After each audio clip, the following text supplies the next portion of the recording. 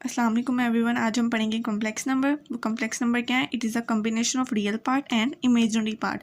Real part क्या होते हैं ये देखते हैं। 2 + 3 आयोटा। अब ये जो 2 है ना, इसके साथ कुछ भी नहीं है तो ये रियल पार्ट है। और ये जो 3 आयोटा है, अब आयोटा के साथ जो भी वैल्यू होगी ना वो इमेजिनरी पार्ट होगी। ठीक है। अब इसका कॉन्सेप्ट क्या कॉम्प्लेक्स नंबर का, कि कॉम्प्लेक्स नंबर क्या होता है? अगर किसी भी वैल्यू के साथ, किसी भी नंबर के साथ ना आयोटा लग जाए तो वो कॉम्प्लेक्स नंबर कहलाता है। या अगर कोई हमारे पास, जैसे अब ये है 4, अगर हमारे पास 4 है, 4 का अंडर रूट लें तो हमारे पास 2 आता है। लेकिन अगर उसी 4 में के साथ माइनस लग जाए, ठीक है, तो वहाँ पर क्या आ जाएगा? 2 आयोटा। इसके साथ ये सोल्व नहीं होगा ना, तो आयोटा की वैल्यू होती है हमारे पास -1 अंडर रूट -1। ठीक है। और आयोटा स्क्वायर की क्या होगी? -1, क्योंकि जब हम इसका स्क्वायर लेंगे तो फिर ये इससे कैंसिल हो जाएगा तो ये -1 बन जाएगा। उसके बाद देखते हैं आर्गन डायग्राम। आर्गन डायग्राम क्या होता है कि ग्राफ अगर हम ड्रॉ करें, ये हमारे पास होता है x पॉजिटिव और ये हमारे पास होता है x नेगेटिव। ये होता है y पॉजिटिव और ये होता है हमारे पास y नेगेटिव। ठीक है। और अगर इसमें ये हमारे पास ओरिजिन है 0 जो है, अगर यहाँ पे कहीं पे भी हमारा पॉइंट बन जाता है या कोई हम इसके, जैसे अब 2 - 3 आयोटा है हमारे पास, ठीक है, तो जब हम इसका ऑर्डर पेयर बनाएंगे ना, ऑर्डर पेयर कैसे बनेगा? ये 2 और ये -3। अगर इन 2 - 3 का जब हम यहाँ पे 2 क्या आया? यहाँ पे 2 है फर्स्ट करें। ठीक है, ये 2 है और ये -3 कहाँ होगा? ये होगा, ये -3। अब इनका जब हम ग्राफ बनाएंगे तो वो इस तरह बनेगा। तो ये जो पॉइंट होगा ना इनका आपस में मिलने का, उसको हम कहेंगे, ये पॉइंट जो बन रहा है ना इनका, वो हम ए बी जो है उसको हम कहेंगे आर्गन डायग्राम। इस पूरे ग्राफ को हम कहेंगे आर्गन डायग्राम कहेंगे, जो भी यहाँ पे पॉइंट बन रहा है। ठीक है। उसके बाद क्वेश्चन है कि आयोटा का कोई पॉइंट ग्राफ पर बन सकता है? मतलब अगर हमारे पास का है आयोटा है और इसका ना ग्राफ पे बनाओ, तो हम क्या इसका बना सकते हैं?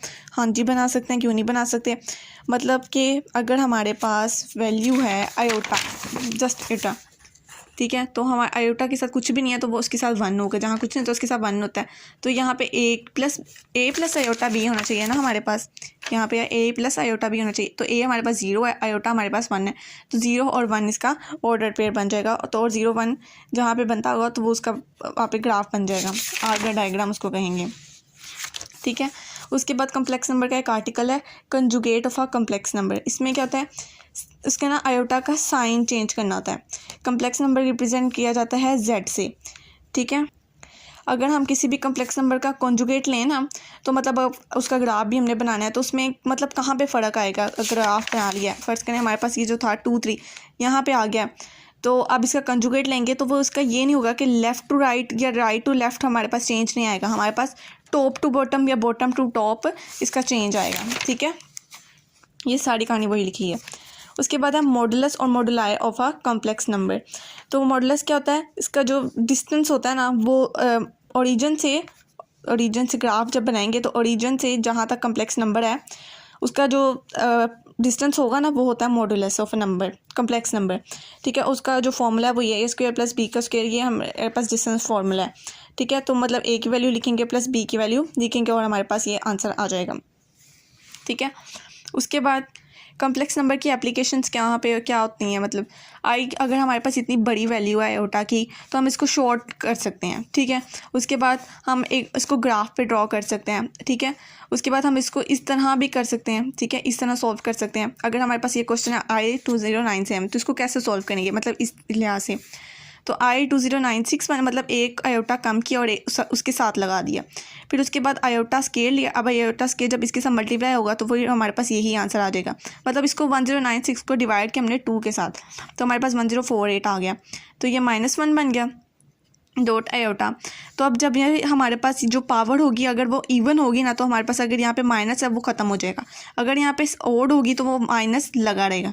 ठीक है। तो हमारे पास इसका आंसर आया आयोटा। अब इसी तरह हमारे पास है आयोटा -3, तो हम इसको कैसे सॉल्व करेंगे? इसके 2 मेथड हैं। ठीक है। आयोटा -2 लगा दिया और आयोटा -1 लगा दिया। अब यहाँ पे आयोटा स्केयर, यहाँ पे -1 इसका बाहर आ गया और यहाँ पे आयोटा -1 वैसा ही रहा। आयोटा स्केयर क्या होता है? हमारे पास -1, ऊपर क्या आ गया? -1, साथ में आयोटा -1 लगा दिया। अब इसको हम इस तरह लिख सकते हैं -1/आयोटा। ठीक है, ये -1 ये तो वो हो गया ना, -1 हो गया। अब ये जो आयोटा था ये इधर चला गया, तो ये इस तरह बन गया। पावर्स की नहीं लिखेंगे, वो 1 एक जैसी होगी। ठीक है। अब हमें जो सवाल है कि ये हमारे पास आंसर है, ये हमारे पास आंसर नहीं है, क्योंकि आयोटा जो है वो कभी भी डिवीजन फॉर्म में नहीं होगा, क्योंकि अगर वो डिवीजन फॉर्म में होगा तो वो ग्राफ में कैसे बनेगा, तो इसलिए वो हमेशा मल्टीपल फॉर्म में होगा, जैसे a + b आयोटा। ठीक है, तो इसको हम आगे सॉल्व करेंगे। -1 by iota multiply iota by iota, मतलब यहाँ पे माइनस था ना, ये जो इसके साथ माइनस था, तो यहाँ पे जब उल्टा इसका कंजुगेट लेंगे तो इसके साथ प्लस वाला आयोटा लगेगा। ठीक है, माइनस आयोटा और आयोटा का स्क्वायर। ठीक है, तो ये माइनस माइनस से कैंसिल, आयोटा स्क्वायर क्या होता है -1, तो ये माइनस माइनस से कैंसिल हो गया, आयोटा आ गया। अब जो सेकंड मेथड है वो ज़्यादा इजी है। अब आई माइनस क्यूब को डाउनवर्ड फॉर्म में लेके गए तो आयोटा क्यूब बन गया 1 by iota square dot iota. Iota square क्या होता है -1, और ये वैसे ही आ गया आयोटा -1 बाय आयोटा। ठीक है, ये जो माइनस है वो ऊपर चला गया। अब इसी को हमने मल्टीप्लाई करना है कंजुगेट के साथ, मतलब इसका कंजुगेट जहाँ पे माइनस था ना, तो इसके कंजुगेट किया तो वही सीन जो मैंने यहाँ पे बताया। उसके बाद एक और क्वेश्चन है -bi और इसकी पावर है 8। -b की पावर क्या आ जाएगी 8, आयोटा की भी आ जाएगी 8, ये इसी तरह रहेगा। अब यहाँ पे क्या आएगा आयोटा, यहाँ पे इसकी 8 थी, अब इसको इस तरह सॉल्व करेंगे 2 और यहाँ पे 4 आ गया, 4 2 = 8 होता है।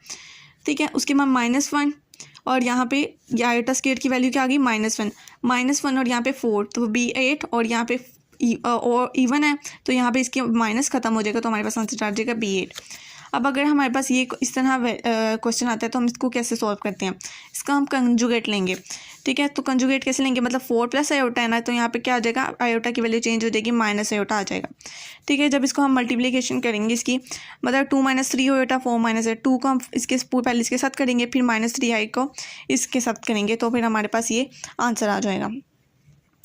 उसके बाद अगला क्वेश्चन है फैक्टराइज करना।